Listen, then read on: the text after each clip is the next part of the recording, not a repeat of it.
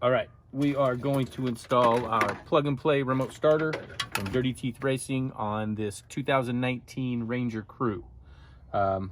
First two things you want to do is you're going to want to remove your screen or cup holders from the middle here. I've already pulled the two clips. I've already pulled the locking mechanism for the windshield. You're also going to pull your gauge cluster, pull the two clips out of here, use the pliers that came in your toolkit to be able to grab these little plastic clips. Set them aside until we go for reinstallation. Both of these will pop out. This one slides forward with these little tabs. Just set it aside for a moment. This one as well pops forward. Just set it aside for the moment. So the brain module is going to eventually live in this little pocket right here. So we are going to make our T-harness connection first for the ignition. The ignition obviously goes to the back of the plug. With this panel removed, you'll be able to reach down here. There's a clip on the top of it. Just push down and pull out. That'll give you the ignition plug. It's going to go into this socket. This factory plug goes back into the key switch. So we're going to route our wire across the dash. There's a nice big pocket here. Pull our T-harness through. You want to make sure that there's a factory wire harness in here. You want to make sure that you're on the far side of it with your connection so that the T-harness can go back down and the key switch can be plugged back in.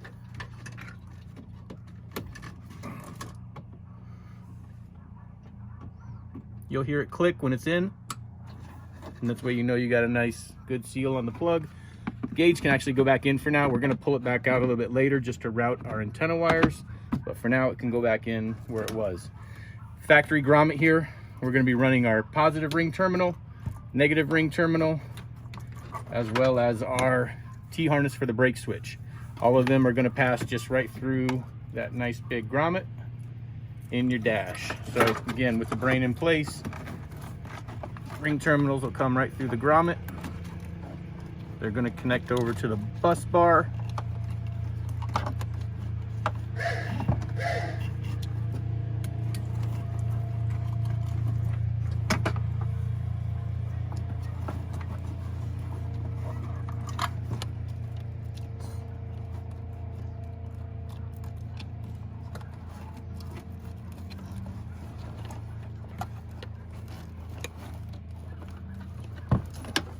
T-harness connection is eventually going to go over this way, so we will pull it over that way a little bit.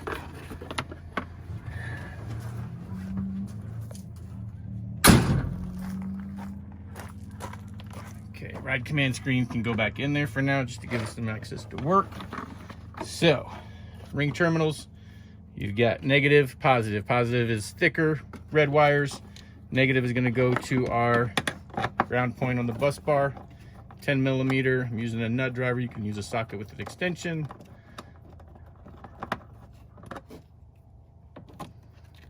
Negative ring terminal.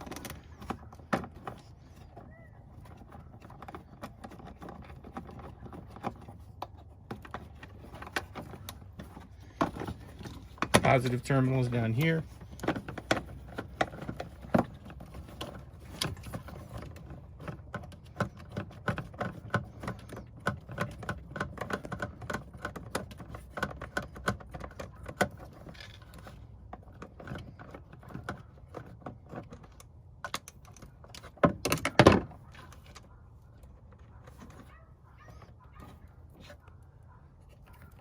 Positive ring terminal.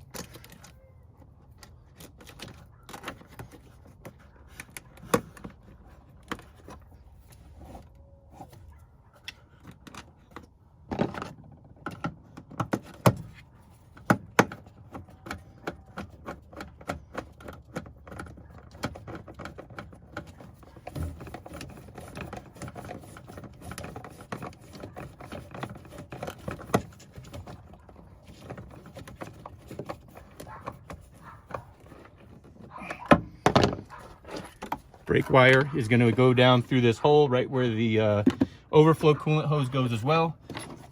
But to get it to route nicely, we're going to pull the overflow bottle real quick, and we're going to route the wire right behind it. So these are two Torx that are holding it in.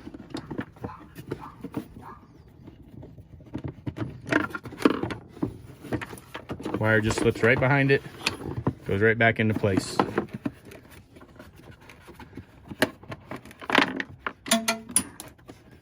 That screw's optional.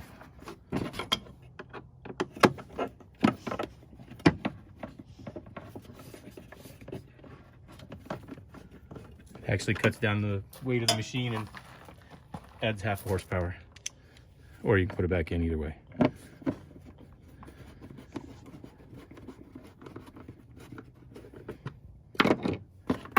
Brake switch T-harness, a nice big hole, passes right down through.